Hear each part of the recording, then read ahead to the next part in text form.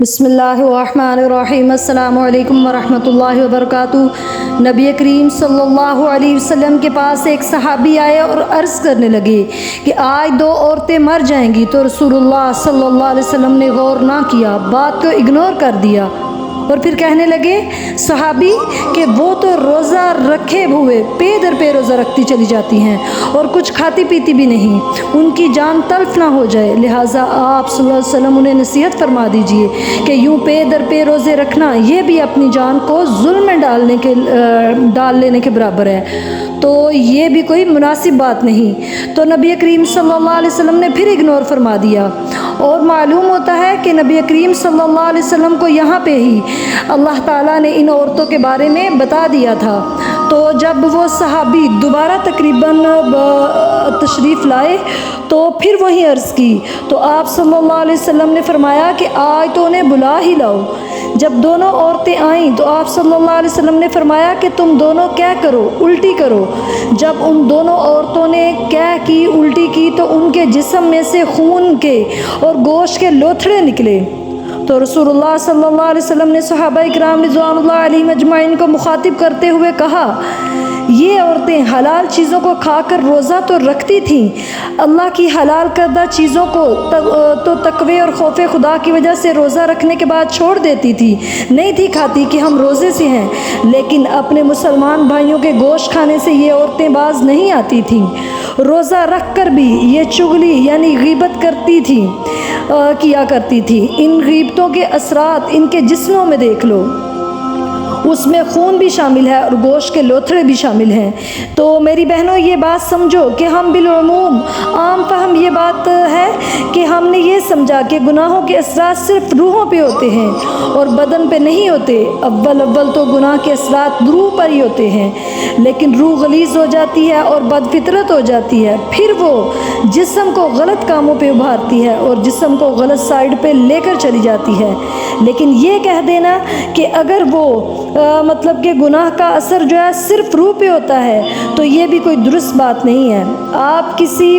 صحابی کو برا بھلا کہنے والے کا چہرہ دیکھ لیں، نعوذ باللہ کہ کیسا لعنتی چہرہ ہے، اور آدھی جھوٹ بولنے والے کا چہرہ دیکھ لیں، آدھی گالیاں نکالنے والے کا چہرہ دیکھیں کہ کیسے بے رونق چہرہ ہوگا، اور شرابی کا چہرہ دیکھ لیں تو کچھ لوگوں کے ہو سکتا ہے کہ اثرات ظاہر نہ ہوتے ہوں، کچھ اثرات بدن پہ ہوتے ہیں گناہوں کے۔ ہمارے ہاں 90% مریض جو ہوتے ہیں ان کی وجہ ان کے گناہ ہوتے ہیں، جس کی وجہ سے وہ ایسے موذم امراض کا شکار ہو چکے ہوتے ہیں کہ نہ ٹیسٹوں میں بیماری آتی ہے، نہ ہی کوئی دوائی اثر کرتی ہے ان پر، اور پھر وہ کیا کہتے ہیں کہ کئی مرتبہ شرعی دم کرنے والے ان کے گناہ بھی بھانپ لیتے ہیں کہ اس جسم کے اوپر فلاں گناہ کا اثر ہے جس کے نتیجے میں یہ بیماریاں ہیں۔ تو ان میں سر فہرست جو گناہ ہے وہ غیبت بھی ہے، یعنی چغلی کرنا، تو جس کو ہم نے بڑا معمولی سمجھ لیا ہے۔ اور ایک مشہور واقعہ ہے کہ رسول اللہ صلی اللہ علیہ وسلم ایک سفر میں حضرت ابوبکر و عمر فاروق رضی اللہ تعالی عنہما کو ساتھ لے کر چل پڑے، تو حضرت ابوبکر و عمر رضی اللہ تعالی عنہما نے ایک غلام ہمراہ لے لیا، اور اس غلام کو ہمراہ لینے کا مقصد کیا تھا کہ جب ہم سفر میں کہیں پڑاؤ ڈالیں گے، اسٹے کریں گے، تو یہ ملازم ہمارے لیے کھانا پکائے گا، ہماری خدمت کرے گا۔ اب ایک راستے میں مطلب جب جا رہے تھے تو راستے میں پڑاؤ آ گیا، آپ صلی اللہ علیہ وسلم نے پڑاؤ ڈال لیا، اور حضرت ابوبکر و عمر فاروق رضی اللہ تعالی عنہما نے بھی پڑاؤ ڈال لیا۔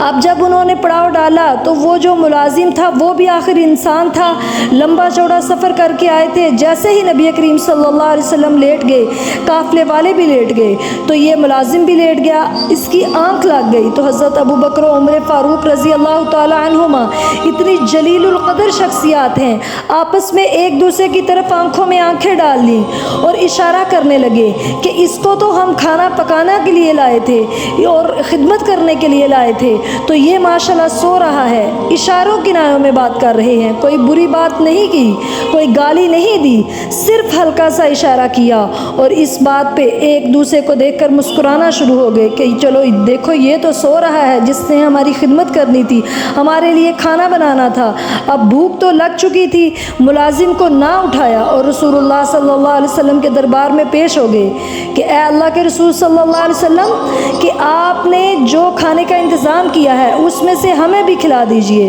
تو آپ صلی اللہ علیہ وسلم نے بڑی سنجیدگی کے ساتھ اپنے ان جلیل القدر صحابہ کو دیکھا، یہ عظیم المرتب صحابہ میں سے ایک دو جو یہ صحابہ تھے وہ تھے،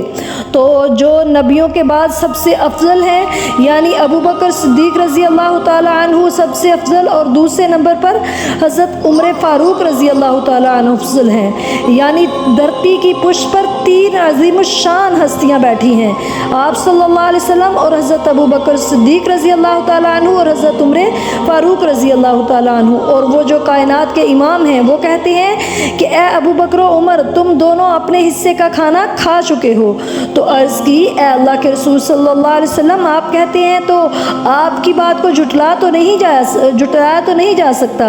آپ صلی اللہ علیہ وسلم نے کہہ دیا لیکن واللہ ہم نے ابھی تک کچھ نہیں کھایا۔ تو آپ صلی اللہ علیہ وسلم نے فرمایا تم نے اس ملازم کی آپس میں غیبت نہیں کی تھی تو لہٰذا تم دونوں نے اپنے مردہ بھائی کا گوشت کھا لیا، یعنی جس بھائی کی آپ نے چغلی کی حقیقت میں آپ کے اندر جسم کے اندر اس کا کچا گوشت چلا گیا، لیکن دیکھیں کہ ہم نے اس کو گناہ کیا سمجھا، کچھ بھی نہیں سمجھا، اور ہم یہ سمجھتے ہیں کہ کوئی عیب کسی کے اندر موجود ہو تو وہ غیبت نہیں ہے۔ میری بہنوں غیبت تو مطلب صرف موجود عیب کا نام ہے کہ جو بندے میں عیب موجود ہے اگر اس کی پیٹھ پیچھے آپ وہ بات کرتے ہو تو وہ غیبت ہے، اور اگر وہ عیب اس میں موجود ہی نہ ہو تو جو آپ بیان کر رہے ہیں تو اسے کیا کہتے ہیں؟ الزام یا بہتان۔ عیب موجود ہو اور اس کی پیٹھ کے پیچھے کیا جائے، بیان کیا جائے کسی کے ساتھ تو وہ غیبت ہے، کیونکہ اس کے منہ پہ آپ نے اس کی اصلاح نہیں کی بلکہ دوسروں کو بتایا۔ لیکن وہ عیب جن کو محدثین نے دو جگہوں پر اجازت دی ہے وہ بھی سمجھ لیں کہ اگر کسی انسان کا کہیں رشتہ ہو رہا ہے اور آپ کو اس کے عیب کا پتہ ہے جس کا رشتہ ہو رہا ہے تو رشتہ کروانے والے کو آپ دوسری جانب والوں کو بتا سکتے ہیں کہ بھائی اس لڑکے یا لڑکی میں یہ عیب ہیں، بعد میں گلا نہ کرنا۔ تو اس طرح مطلب پیٹھ پیچھے آپ جو عیب ہے وہ بتا سکتے ہیں۔ اسی طرح وہ کیا کہتے ہیں دوسری بات کہ کسی بندے کا فتنہ ایسا ہو کہ وہ عیب ہے، جو ایسا عیب ہو کہ اس کی وجہ سے عوام کو نقصان پہنچ سکتا ہے تو پھر بھی آپ اس کا عیب بھی جو ہے وہ اس کی پیٹھ کے پیچھے آپ بیان کر سکتے ہیں کہ آپ اس کے فتنے سے، آپ اس کی یہ مطلب جو اس میں بری عادت ہے اس سے کیسے بچ سکتے ہیں، اپنے آپ کو کیسے اس سے محفوظ رکھ سکتے ہیں۔ تو بس یہ دو قسم کی مطلب عیب بیان کرنے کا پیٹھ پیچھے اجازت ہے، لیکن اس کے علاوہ کوئی بھی عیب بندے میں پایا جاتا ہے جو کہ بری چیز بھی ہو تو آپ اس کو دوسروں کے سامنے بیان نہیں کر سکتے، ورنہ قرآن پاک میں بھی اللہ نے فرمایا ہے کہ آپ کو پھر اپنے مردہ بھائی کا گوشت قیامت والے دن ہر صورت میں کھانا پڑے گا۔ تو اللہ تعالی ہمیں غیبت سے محفوظ فرمائے، بہتان باندھنے سے محفوظ فرمائے، اللہ تعالی ہر بری عادت سے میں محفوظ فرمائے، آمین۔ السلام علیکم ورحمۃ اللہ وبرکاتہ۔